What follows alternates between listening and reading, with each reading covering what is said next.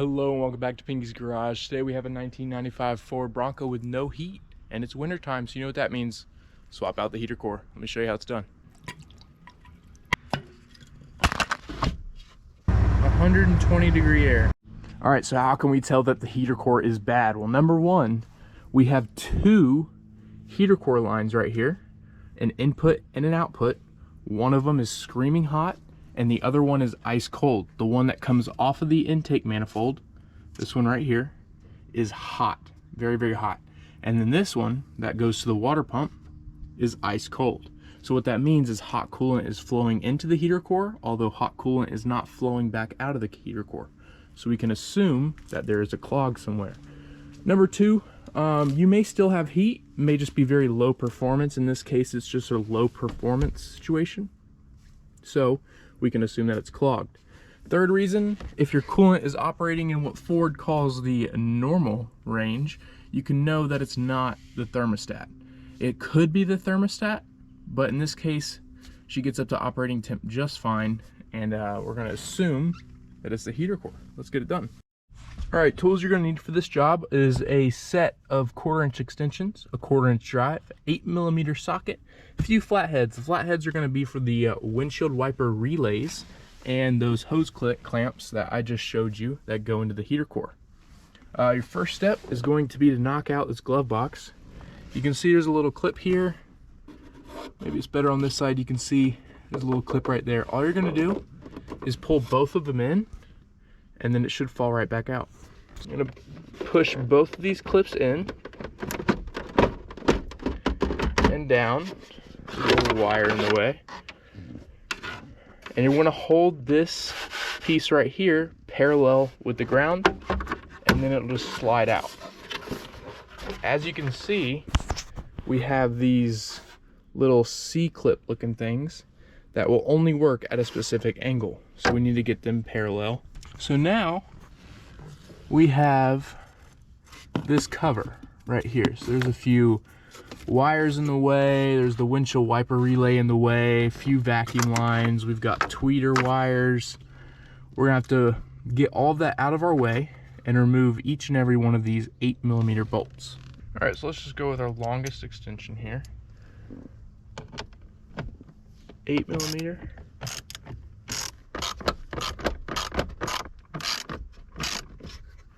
All right, so you see these two little circles right here, right there, and right there. There's two little circles on this relay that correspond with that.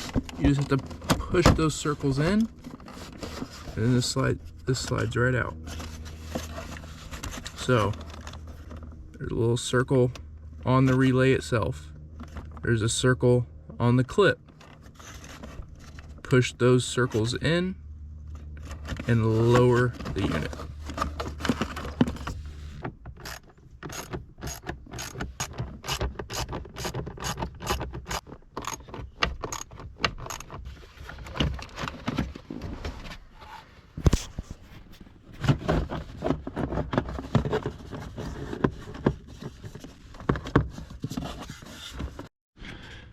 All right, and it appears that there is one more 8mm bolt way hidden right there. That one's gonna be a pain to get to.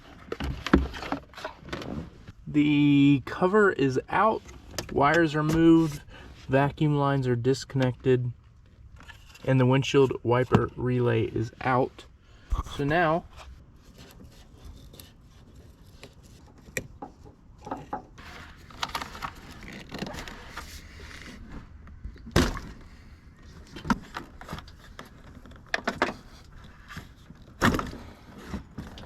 with those heater core lines off, we're gonna try to pry this out, get it above this lip right here. So we need to go up, out, down. All right, so we're gonna put a towel down right here, and what we're gonna do, that should do it. We're gonna go back out, and we're gonna try to push on these a little bit, just like that. get it started, get it free, because this thing hasn't moved in years, right? All right, so all I had to do was kind of stick my flathead under here with one hand and then pull from the top around this lip right here with the other. And that got me over the little plastic clip. The way this goes out is gonna have to come in the same way.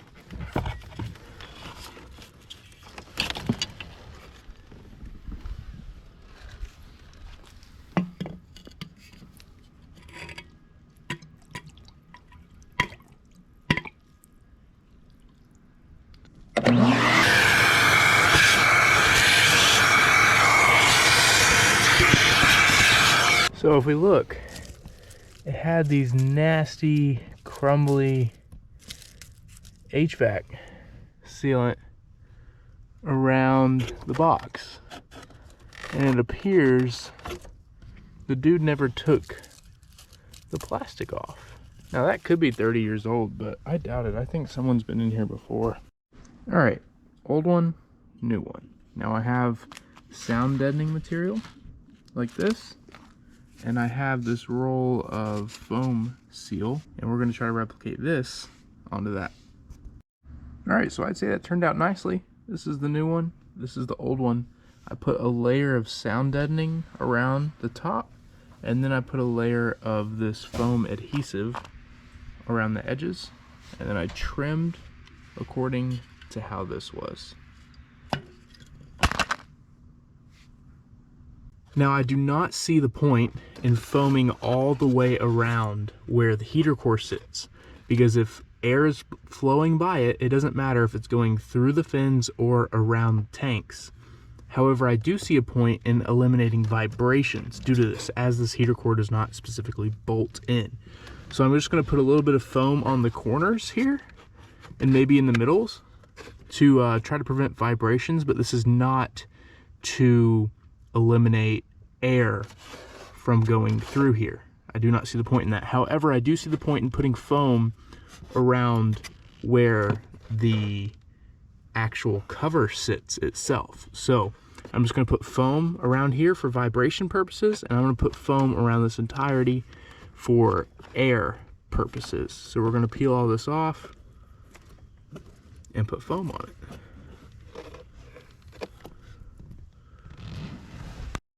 Alright, so I did my best here. As you can see where the heater core sits, I put 5 little strips of foam for vibration purposes, and then around where the cover sits, I put a whole bunch. Now you have to keep in mind, you have bolt holes here everywhere, and you also have these alignment pins. There's an alignment pin there, there's an alignment pin down here, bolt, alignment pin right there. So just do your best, and see, there's a bolt hole right there. That might be cutting it a little close. This foam will squish quite a bit in order to conform. So we're going to install a heater core, and then we're going to install a cover. Alright, so just like before, I'm going to go in from the bottom.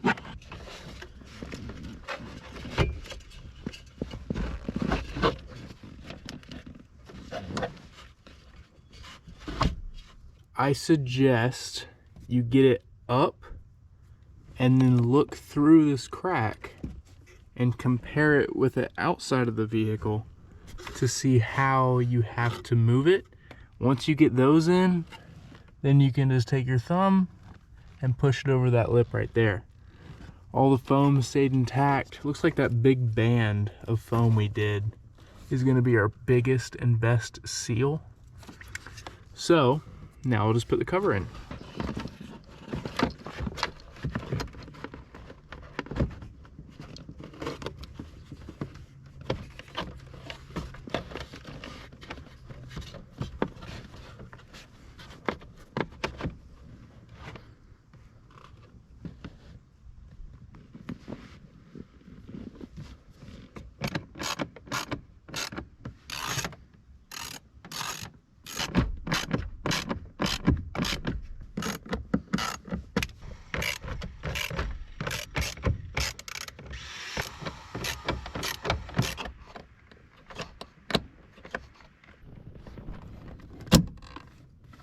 bolts are torqued.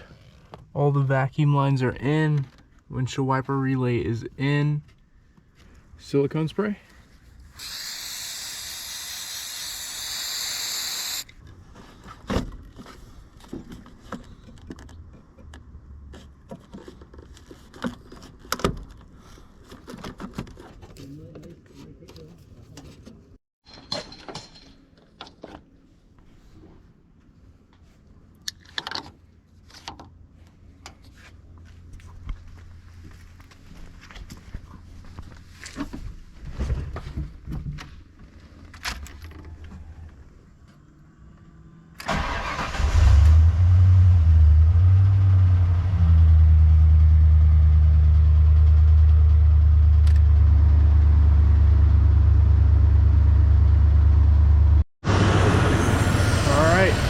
No leaks whatsoever.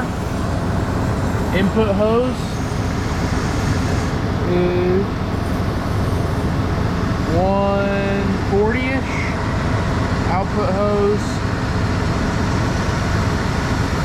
120.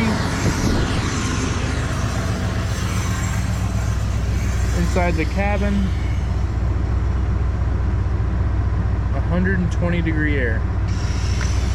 No leaks, no drips. It's perfect.